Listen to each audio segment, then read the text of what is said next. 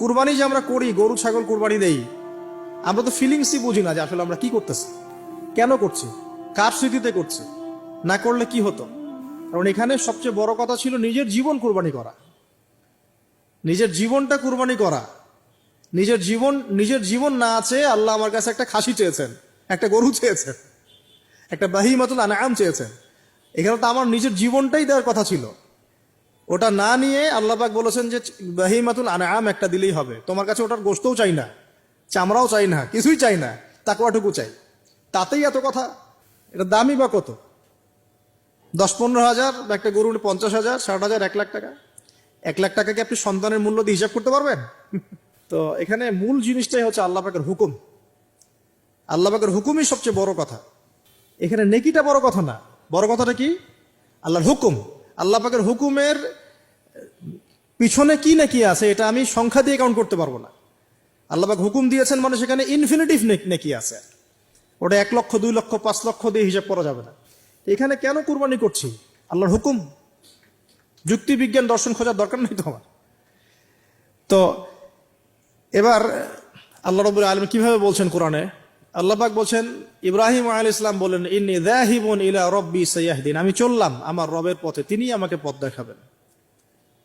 এই আয়াতটা খুবই মনে শান্তিদায়ক আয়াত। জীবনে অনেক কিছু হয়ে যাবে, কিন্তু এই আয়াতটা যদি তেলাওয়াত করতে পারেন ভিতরে ভিতরে আল্লাহকে পাবেন। ইন্নী যাহিবুন ইলা রাব্বি সায়াহদিন, আমি ছুটলাম, আমি চললাম আমার রবের দিকে, তিনি আমাকে পথ দেখাবেন। রব্বি হাবলি মিনাস সালিহিন, আল্লাহ আমাকে সুসন্তান দান করুন, সালেহীন সন্তান দান করুন। ফাবাশশারনাহু বিগুলামিন হালিম, আল্লাহ বলছেন আমি তাকে সহনশীল সন্তান দান করলাম, সহনশীল সন্তান দান করলাম। এবার ফালাম্মা বালাগা মাআহু সা'য়া, এবার যখন বাচ্চাটা বাবার সাথে দৌড়াদৌড়ি করা শিখলো, মানে এই যে 10, 12, 14 বছর বয়স, এই সময় বাচ্চাগুলো আরো বেশি আকর্ষণীয় হয়।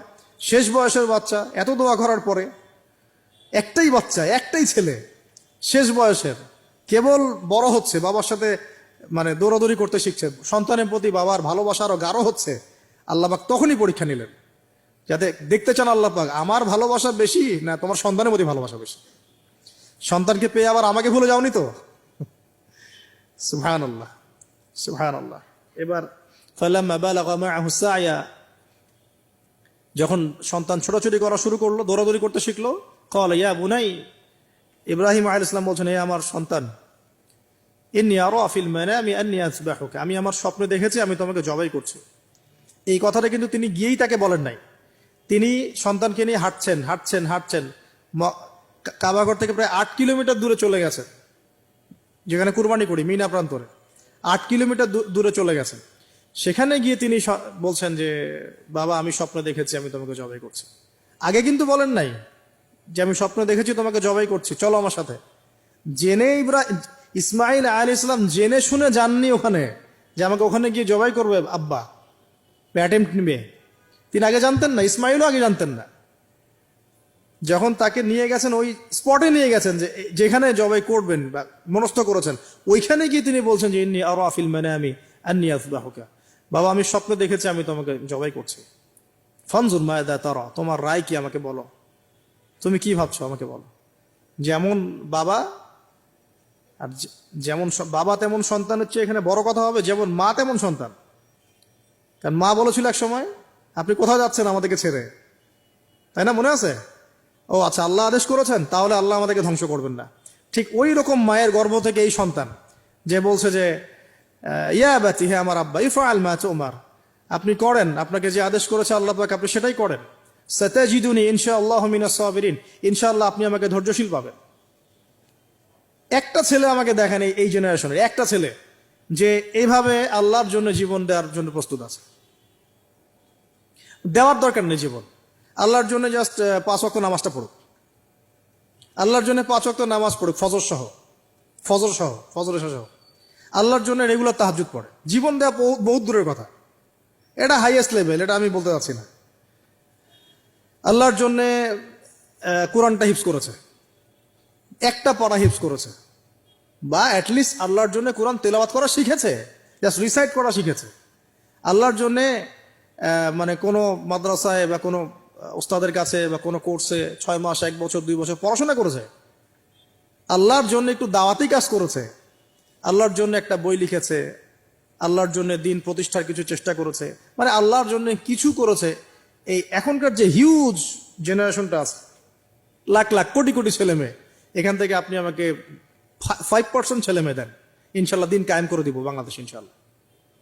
5% দেন খালি, খুঁজে বের করে প্রত্যেকটা ঘরে ঘরে একটা করে এরকম ছেলে আছে নাকি, যে বলতে পারে যে ইয়া আবাতি ফাআল মা তুমার সাতাজিদুনি ইনশাআল্লাহু মিনাস সাবিরিন। কি শিক্ষা মা দিয়েছেন ছেলে সন্তানকে, কি শিক্ষা মা দিয়েছেন সন্তানকে, কি শিক্ষা মা দিয়েছেন সন্তানকে। আর এরকম মাই বা কোথায় পাবেন এখন আপনি, এরকম মাই বা কোথায় পাবেন বাসায় বাসায়। সব স্টার জলসা জি বাংলা মা এখন, হ্যাঁ ঘরে ঘরে এগুলা মা সব এখন, স্টার জলসা মা, জি বাংলা মা, হলিউড বলিউড ঢালিউড সব ভর্তি। এদের তো মানে কি, এদের জীবনটাই পাশবিক, এদের জীবনটাই পাশবিক। এমন মাদেরকে স্ত্রীদেরকে আমরা ঘরে নিয়ে আসতেছি যে স্বামীর হায়াত কমায় রেখে দিচ্ছে একেবারে, সারাদিন দুনিয়া দুনিয়া দুনিয়ার দুনিয়া। তো হাজারের মতো মা ছাড়া কি ইসমাইলের মতো জেনারেশন আসবে কিনা বলেন দেখি। হাজেরা আলাইহিস সালামের মতো মা ছাড়া ইসমাইলের মতো জেনারেশন সম্ভব? আর ইসমাইলের মতো জেনারেশন না পেলে বাংলার জমিনে বা সারা বিশ্বে দিন প্রতিষ্ঠা হবে? কোনোদিনও সম্ভব না। তো ইসমাইল আলাইহিস সালামের এই কথার পরে, এই কথা যখন বাস বাবা তো এখন বুঝে ফেললেন যে আমার ছেলে তো যেই সেই ছেলে না, সে আবার ইনশাআল্লাহ বলেছে, ইনশাআল্লাহু মিনাস ফালাম্মা আসলামা ওয়া তাল্লাহু লিল জাবিন। আল্লাহ পাক এত চমৎকার করে কোরআনের মধ্যে মানে আয়াতগুলোকে নিয়ে এসেছেন, বালাগাত এত উঁচু মানের। ফালাম্মা আসলামা, যখন তারা দুজনে আত্মসমর্পণ করলো। কিসের সামনে আত্মসমর্পণ করলো? আল্লাহর হুকুমের সামনে আত্মসমর্পণ। এটাই ইসলাম। ইসলাম মানে কি? এই যে এইটা ইসলাম, আল্লাহর হুকুমের সামনে মাথা নত করার নাম ইসলাম। আর আমরা তো প্রত্যেকটা কাজের পিছনে লজিক খুঁজি। নামাজ কেন পড়তে হবে, রোজা কেন রাখবো, যাকাত কেন দিব? তো তোমাকে কেন খুঁজতে কে বলেছে? আল্লাহ বলেছেন তাই করব, রাসূল বলেছেন তাই করব। আল্লাহ নিষেধ করেছেন তাই করব না, রাসূল নিষেধ করেছেন তাই করব না। এত যুক্তি দর্শনের কি দরকার? সব তো আমার মাথায় ধরবে না। এই যে ফালাম্মা আসলামা, এই যে ইসলাম শব্দটা এখানে আছে, ফালাম্মা আসলামা, যখন তারা দুজন ইসলাম কবুল করলো না, এখানে যখন তারা দুজন আত্মসমর্পণ করলো, আল্লাহর হুকুমের সামনে মাথা নত করলো, ওয়া তাল্লাহু লিল জাবিন, ডান দিকে উপর করে কাত করে শুইয়ে দিল সন্তানকে, জবাই করার সময় যেমন করে ফুয়াই আমরা, ব্যাস এই পর্যন্ত ঘটনা। তারপরে আল্লাহ পাক বলছেন ওয়ানাদাইনাহু ইয়া ইব্রাহিম, তখন আমরা ইব্রাহিমকে আওয়াজ দিলাম, হে ইব্রাহিম, হে ইব্রাহিম, হে ইব্রাহিম, কদ সাদ্দাকতা রুইয়া, তুমি তোমার স্বপ্নকে সত্যায়ন করেছো, তুমি তোমার স্বপ্নকে সত্যায়ন করেছো। দেখেন এটা স্বপ্ন, এটা কিন্তু জিবরাইল আলাইহিস সালাম এসে সরাসরি ওহীও করেন নাই, যে যেমন এসে সরাসরি বলা যে আপনার সন্তানকে কুরবানি করতে হবে। তিনি স্বপ্ন, এটা আরো বড় পরীক্ষা। কারণ স্বপ্ন, শয়তান ওই সময় 3 বার পাথর নিক্ষেপ করেছে না, শয়তান বোঝানোর চেষ্টা করেছে এটা তো স্বপ্ন, ভুলও হতে পারে, এটা তো স্বপ্ন, মিথ্যা স্বপ্ন দেখতে পারো। তখন তিনি 3 বার শয়তানকে পাথরও মেরেছেন, মনে আছে? ওইটা কিন্তু হাজিরা এখনো করছেন না? দেখেন আরো বড় পরীক্ষা, এখানে কিন্তু সরাসরি জিবরাইল আলাইহিস সালাম এসে বলেন না যেটা করেন, বরং স্বপ্নের মধ্য দিয়ে মেসেজ দেওয়া হচ্ছে। এখন তো আমরা অনেকে স্বপ্নের স্বপ্নের অস্তিত্ব অস্বীকার করি। স্বপ্ন সত্য হতে পারে অনেকেরই, অমুসলিমেরও স্বপ্ন সত্য হতে পারে। ইউসুফ আলাইহিস সালামের ওই 2 বন্দী মুসলিম ছিলেন না যারা স্বপ্ন দেখেছিলেন যে আমার মাথা থেকে রুটি খেয়ে ফেলা হচ্ছে, আমি শরাব পান করাচ্ছি, তারা কিন্তু মুসলিম ছিলেন না। ওই রাজাও মুসলিম ছিল না যে রাজা স্বপ্ন দেখেছে দুর্ভিক্ষ হবে। তো স্বপ্নের সত্যতা আছে, তবে সেটা সত্য স্বপ্ন একরকম, মিথ্যা অলিক স্বপ্ন আরেক রকম। আর নবীগণের স্বপ্ন কি হয়? ওয়াহি হয়। নবীগণের স্বপ্ন এক প্রকার, ওয়াহি হয়।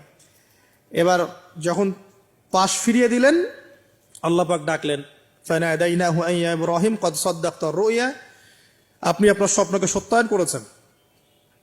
কদ সাদ্দাকতা রুইয়া, এটা ছিল আল্লাহর পক্ষ থেকে একটা বড় পরীক্ষা। ওয়া ফাদাইনাহু বিযিবহিন আযীম, এখানে আসছে এটা, ওয়া ফাদাইনাহু বিযিবহিন আযীম। এরপর আল্লাহ পাক সেখানে একটা মহান কুরবানি দিলেন। এই যে আমাদের কুরবানির সুন্নাত আসলো, ওয়া তারাকনাহু লিল আখিরিন, এবং পরবর্তীদের জন্য এই সুন্নতটাকে আমি রেখে দিলাম। সুবহানাল্লাহ, মানে কিয়ামত পর্যন্ত এখন এই সুন্নাত থাকবে ইনশাআল্লাহ। কদ সাদ্দাকতা রুইয়া ইন্না কাযালিকা নাজজিল মুহসিনিন, ইয়াউল মুবিন। হ্যাঁ, وفديناه بذبح عظيم وتركناه للآخرين سلام على إبراهيم এবার শেষে আসছে ইব্রাহিম আলাইহিস সালামের প্রতি শান্তি বর্ষিত হোক সালামুন আলা ইব্রাহিম আমরা বলি সালামুন আলা ইব্রাহিম আলাইহিস সালাম এবার পরীক্ষায় পাস আল্লাহ রাব্বুল আলামিন সব পরীক্ষায় যখন ইব্রাহিম